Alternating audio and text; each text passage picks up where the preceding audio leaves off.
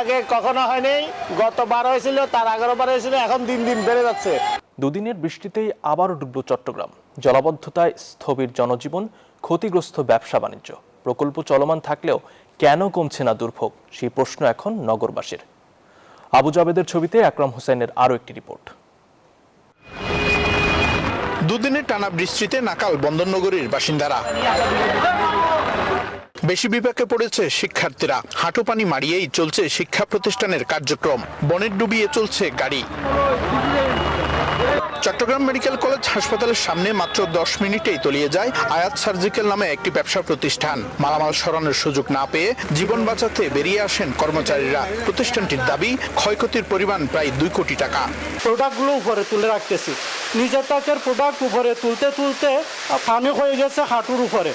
শুধু একটি প্রতিষ্ঠান নয়, একই চিত্র আশপাশের বহু ব্যবসা প্রতিষ্ঠানেরও। ক্ষতিগ্রস্তদের অভিযোগ, জলাবদ্ধতা নিরসন প্রকল্পের ধীরগতি আর বন্ধ নালার কারণেই এই ভোগান্তি। এর আগে কখনো হয়নি, গতবার হয়েছিল, তার আগের বার হয়েছিল, এখন দিন দিন বেড়ে যাচ্ছে।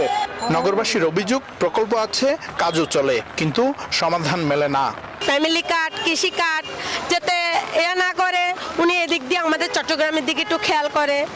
নগর পরিকল্পনাবিদদের মতে জলাবদ্ধতা নিরসন প্রকল্পের বাদই সমস্যার জট। বাদ থাকায় পানি নিষ্কাশন ব্যাহত হয়েছে। বিশেষজ্ঞরা বলছেন, সমস্যা শুধু বৃষ্টি নয়, রয়েছে পরিকল্পনা আর সমন্বয়ের ঘাটতি। এদিকে জলাবদ্ধতায় সিটি কর্পোরেশনের উপর ক্ষোভে ফুঁসছে নগরবাসী। তবে মেয়রের দাবি, প্রকল্পের কাজ তাদের হাতে নয়। আবারও দিলেন সমন্বয়ে সমাধানের আশ্বাস। এই প্রজেক্টটা যে সিডিএ করছে কিংবা আর্মি ইঞ্জিনিয়ারিং অনেকে জানে না। এখানে তো সিটি কর্পোরেশনের আমাদের কোনো প্রজেক্ট নেই এবং আমাদের কোনো বাজেটও দেয়নি এটার জন্য। ইভেন আমি যে এটা যে বুঝিয়ে নিব সে বাজেটও আমাকে দেয়নি। হাজার কোটি টাকার প্রকল্প চলার পরও কেন সামান্য বৃষ্টিতে ডুবছে নগর, প্রশ্ন নাগরিকদের। আকরাম হোসাইন, নিউজ 24, চট্টগ্রাম।